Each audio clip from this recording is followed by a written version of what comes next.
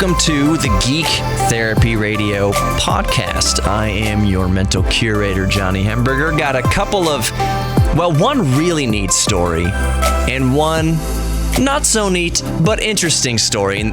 They both involve pilots. One is Chuck Yeager, who is still alive. I think he's 96 years old or something. Yeah, he's 96 years old. Chuck Yeager, back in the news.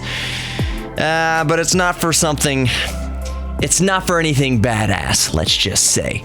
But the first story we'll get to after my little intro here is about the first man to fall through the center of a thundercloud. His name was Lieutenant Colonel William Henry Rankin, and he pulled his ejector seat from his jet airplane from 47,000 feet in the air, right above a thundercloud, a cumulonimbus cloud, fell right through the center of it, and we will go over that harrowing tale. It's really cool. But before we get to that, I just want to quickly talk about, as quickly as I make it, I can do whatever I want in this podcast, but I just got an email an hour or two ago that my storage unit up there in Kingwood definitely flooded. And as I'm reading it, it was going to go over the list of affected units, or most affected, the units that were most affected. And first unit was the B unit. My unit is B. Well, I'm not going to repeat it, but it's B. It is that building that was most affected. And as I'm recalling, there's train tracks and then like a gully, and then the storage units, the B section, the B unit of storage units. So if there was any unit that was going to get flooded, it was that one. So the question is now, how much of my stuff did I lose? I had a lot of, after divorce and moving around and life things, that's why I had the storage unit. It's another kind of kick to the gut that I've been paying $130, $140 a month for the past 2 or 3 years on this stuff. And now there's a possibility that I won't even get any of it back, or get very little of it back. So paying, thousands of dollars over the last couple years, and then losing thousands of dollars worth of stuff. I don't want to say definitively yet, because I haven't been to the unit to see what I did and didn't lose. What I was getting at is I did stack the most expensive stuff off of the ground. So what I'm thinking of off the top of my head right now is I had a $2,500 Universal Audio 4-channel tube mic pre. That was very nice, and I couldn't wait to use it again. I haven't used it in a couple years through all the transitions of life, and now I'm thinking, did I lose this thing? Did I lose this piece of equipment that I so depended on in my home studio? I know I stacked it up. I know it's at least, at bare minimum, it's 3 feet off the ground, or 2.5 feet, 3 feet off the, 2.5 to 3 feet off the ground, if I'm remembering correctly. Hopefully it is 2.5, 3 feet off the ground, and hopefully the water didn't get that high. Something tells me that it might have, and I really need to check it out. I know that I did have a pair of Mackie HR824s. Those are active studio monitors. They're industry standard. As I'm recording this podcast here in the radio station, we use them in the radio station. They're in almost all the studios. You can find them in every recording studio. They are industry standard and have been since the 90s. I was so proud of them. I think the pair cost me $1,600, $2,000.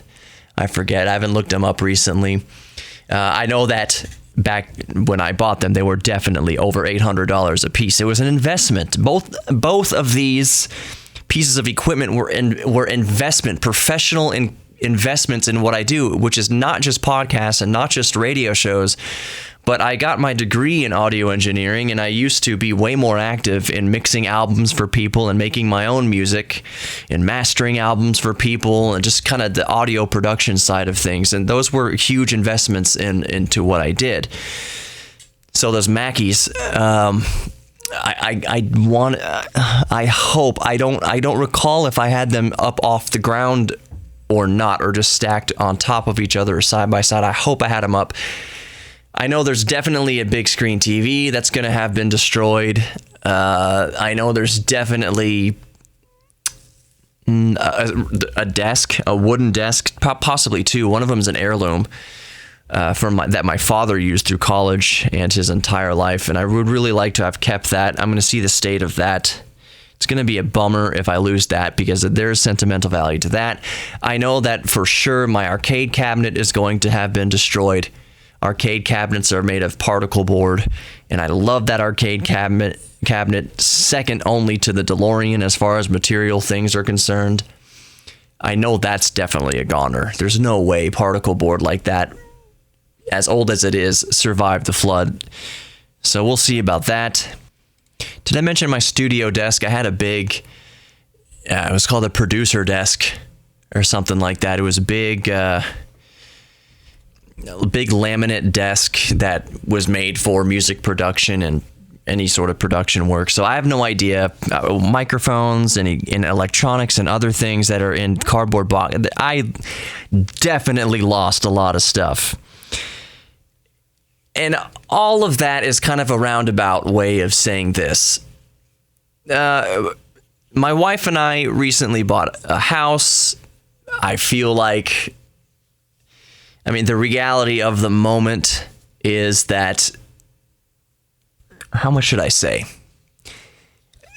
Things are good. I've got a roof over my head and the air conditioning on, and I got food in the refrigerator and in the pantry, and I sleep comfortably at night, and I have people who love me and a wife who loves me, and I cherish her and she cherishes me, and mother and grandmother and extended family and brothers and a sister, and I've got a lot of good things in my life. I have no room to complain or even feel much of a setback in this, because at the end of the day, it's only stuff. It's just stuff. It's material things. It is not on the scale of losing a home. It's not on the scale, even though a home is just stuff. It doesn't compare to loss of life or losing a loved one, either suddenly and tragically or of old age or anything like that. I didn't lose a human being. I didn't lose a friend. This is just stuff, It's just recording equipment. It's just kind of stuff from life. And a kind of silver lining I see, like I mentioned, having just purchased a house and just going through that transition, financially feeling that just kind of trying to keep my nose above the water. Just kind of treading there like, oh man, I just scraping by right now.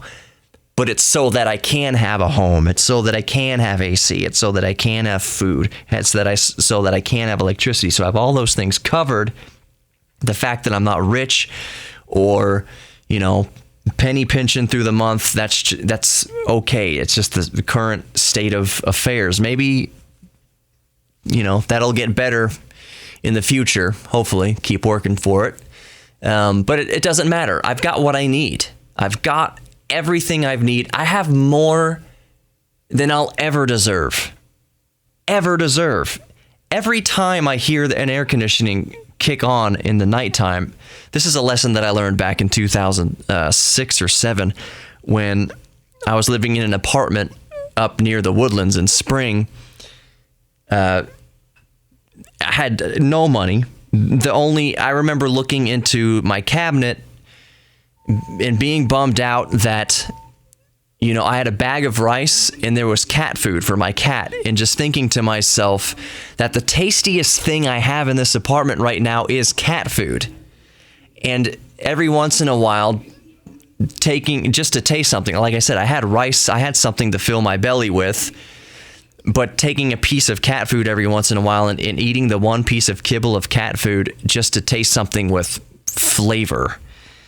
And going through a year of that or so, it came to the point at that point in my life where I told friends that, I kept telling them, I'm not going to come. I'm making excuses not to come out after waiting tables or after work, hanging out with people. Oh, no, I got to go back home and do whatever. I've just finally told them, I said, I'm broke. I can't afford to go out. And you know what my friends did? The people I waited tables with and my friends, they're just like, we weren't asking if you had money. We'll cover you. Just, we want you to come out. And as soon as I kind of just was honest with my group of friends in my circle that I'm broke, the reason why I'm making excuses I can't come out is just like, I can't afford anything and I feel bad. You know, if I got one beer from the bar and then thinking I can't, how's that going to budget into enough gas to get home? Am I going to have 30 cents left over for gas to get enough gas to get home? Being at that point, I went to, I was freelancing at the time. That's why I was broke, really, is not just, I wasn't waiting tables at that time. That's right. But I still had all those friends that waited tables from where I used to wait tables up there at the Cheesecake Factory. So I was so broke for this year after I quit waiting tables and decided to freelance with music, mixing people's albums, mastering people's albums. And I remember being so broke when you're not even living paycheck to paycheck. You're living client to client and you're trying to make that stretch out. And I couldn't pay for my cable bill, let alone a TV bill. I had an internet bill and I just couldn't pay it. The lights turned off a couple times. When the next couple, the day or two later, I'd finally call the electric company to pay the bill, turn the lights back on. But I remember going to, Nina, if you're listening to this, I remember walking to the school that was nearby, maybe a quarter mile from where I lived, walking or riding my bike with my laptop under my arm to use their Wi-Fi to email clients saying, hey, can I ask you to pay I know we're not finished, but can I ask for $100 a little bit early, just the tail between my legs? Can I get paid just a little bit early on this project? It was horrible, but the lesson I learned there was that every time I would be laying awake, I had horrible insomnia at this time, be laying awake, just kind of being bummed out and depressed. I had broken up with a girl a year earlier, still depressed about that. Going through all that, I would hear the electricity or the air conditioner kick on, and I just like smack myself. What am I complaining about? I'm laying here feeling sorry for myself on a comfortable bed, all things considered, with a roof over my head and the air conditioning. In air conditioning. Those are luxuries. So you need a roof to survive. You need food to survive. You need shelter and food and water. I had that. The air conditioning was a luxury. I was like, I'm so broke, but I have air conditioning. I'm living luxuriously compared to most people on the planet. At least 95% of the people on the planet. I'm living better than them. Air conditioning is a luxury. You can argue that back and forth in Texas. I could have probably made it to my mom's house if I needed to desperately have air conditioning or something like that, but I didn't, was too proud. Point is, I could afford just barely enough to have air conditioning. So every time air conditioning turns on now in my life, no matter where I'm at financially or what's going on, I just remember, I realize how lucky I am, how blessed I am, how good I have it, and just it puts things into perspective and what I feel comfortable complaining about. And I usually don't like to complain. So that's all a roundabout way of saying the storage unit, it flooded. I know I lost things. If it turns out that I lost everything in that storage unit, it's just stuff. And the silver lining to all that is that the storage company is basically saying, come get whatever you want out of it so we can remediate. So get what you want out of it and abandon what you don't want. So those of you who've moved or you've moved out of storage units and you know that stuff can be expensive when you clean the stuff, when you get rid of the stuff. It costs money to have people come take things away. Oh, I don't need this refrigerator anymore. You can't just toss it in the dump. It's kind of hard to get rid of stuff. You have to pay people to come take it from you, basically. So part of their remediation process is that they told us get what we can out of it and just abandon what we can't take, because they're just basically going to toss it all out themselves. So that's a little silver lining, is that I don't have to pay for that, because I did plan on leaving some stuff and calling 1-800-JUNK or whatever to come take it away, or Goodwill or something to come get it. So that's a little silver lining. We'll see. I'll update you on what I didn't and didn't lose.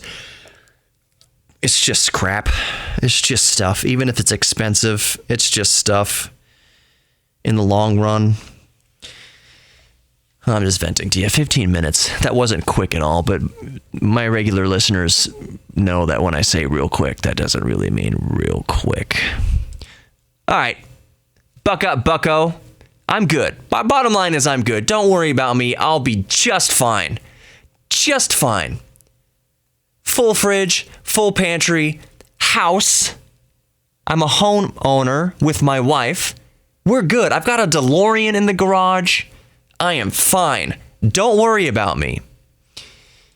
Not that you were, or that you should have been, which you shouldn't. Anyways, let's talk about Lieutenant Colonel William Henry Rankin and his, what was the date that this all occurred? It was July 26th, 1959.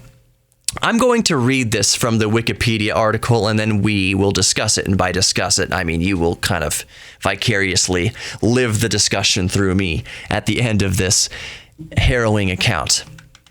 On July 20, this is where it starts. On July 26, 1959, Rankin was flying from Naval Air Station South Weymouth, Massachusetts, to Marine Corps Air Station Beaufort in South Carolina.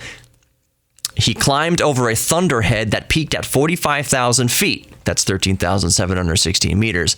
Then at 47,000 feet, over 14,000 meters, and at Mach 0.82, so just below the speed of sound, he heard a loud bump and rumble from the engine. The engine stopped, and there was a fire warning in his cockpit. He pulled the lever to deploy auxiliary power, but the lever broke off in his hand. Though he was not wearing a pressure suit, at 6 p.m. he ejected. Remember, this is 47,000 feet. At 6 p.m. he ejected into the minus 50 Celsius, minus 58 Fahrenheit, air. He suffered immediate frostbite, and decompression caused his eyes, ears, nose, and mouth to bleed. His abdomen also swelled severely. You got gas in your stomach. It swells when it decompresses like that. Ever bring a balloon, by a side note, ever bring a balloon into an airplane? Just tie a balloon up without blowing it up. Just tie it and then bring it into an airplane or climb a mountain. It expands. That's what happens to his body when he ejected out of the pressurized cabin. So his abdomen swelled severely. He did, however, manage to make use of his emergency oxygen supply. 5 minutes after he abandoned the plane, his parachute had not opened. So he was free falling for 5 minutes with his parachute not opening. While in the upper regions of the thunderstorm with near zero visibility, the parachute opened prematurely instead of at 10,000 feet or 3,000 meters due to the storm affecting the barometric parachute switch and causing it to open. So the parachute opened when he was still way high up in this thunderstorm cloud because of the various pressures in the thunderstorm cloud. After 10 minutes, Rankin was still aloft, carried by updrafts and getting hit by hailstones.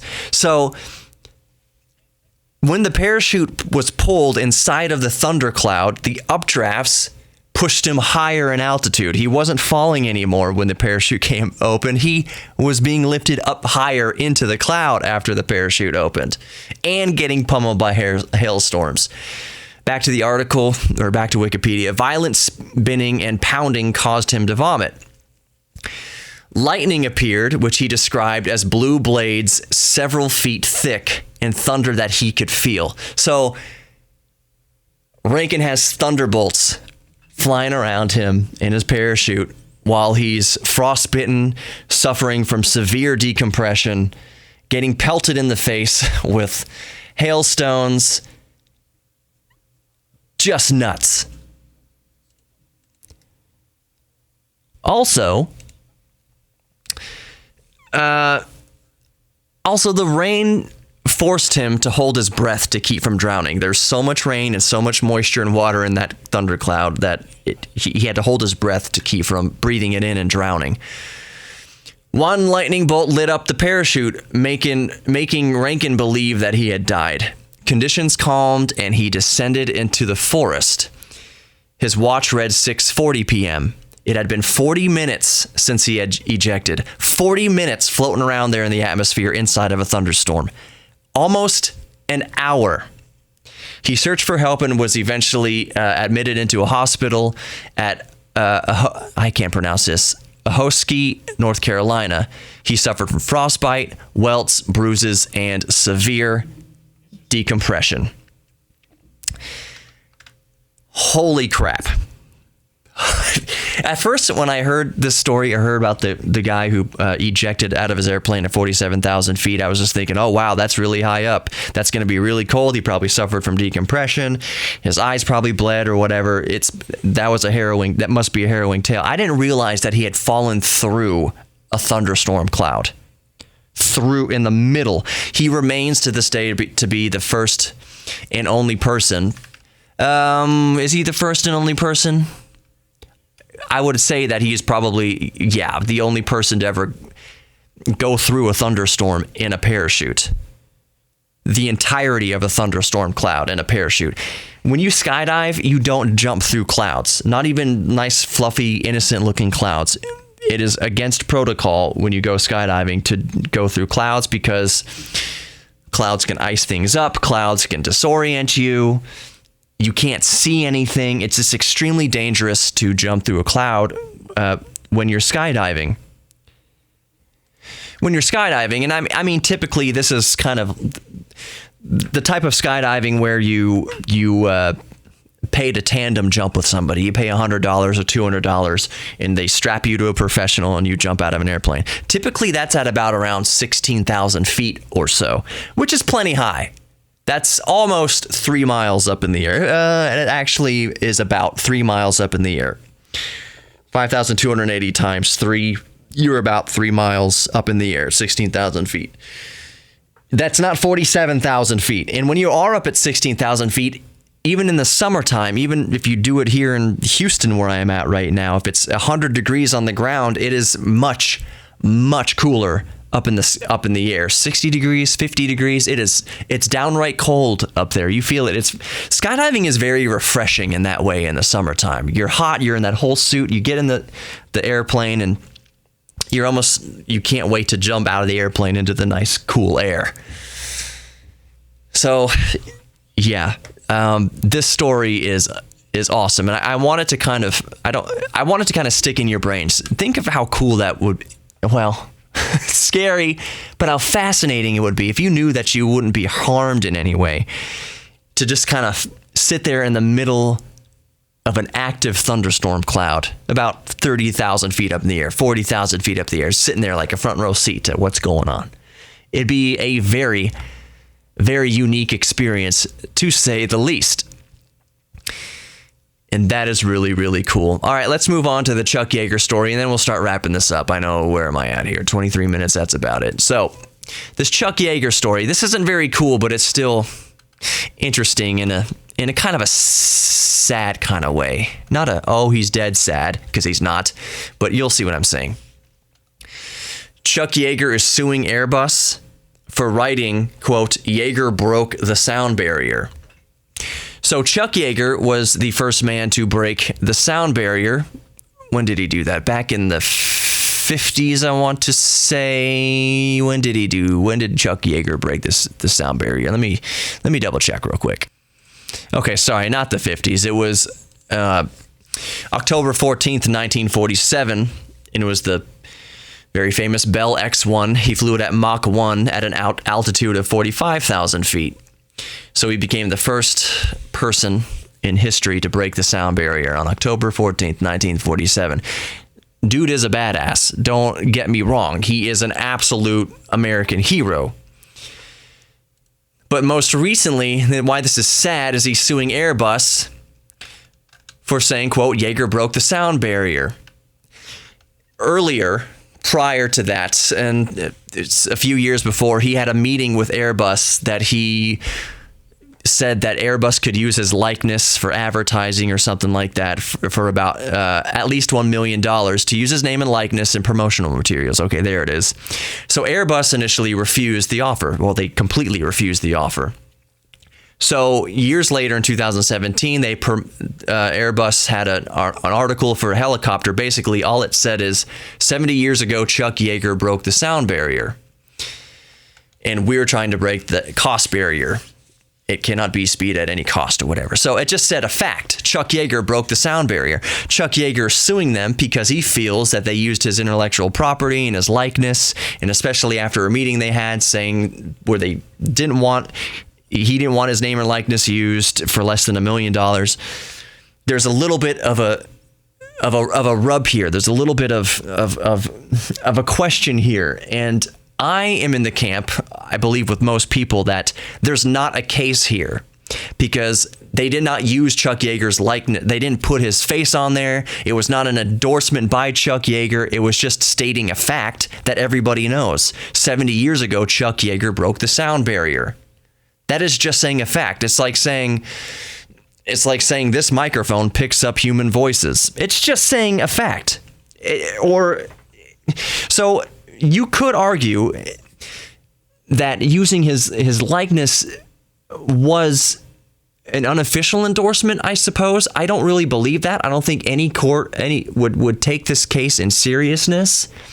Furthermore, what it smells like to me, why would Chuck Yeager, who's 96 years old, really care that much? I mean, you're 96, and not to be too grim, but it sounds like one of his heirs or beneficiaries on his will is the one who said, "Hey, Dad," or "Hey, Granddad,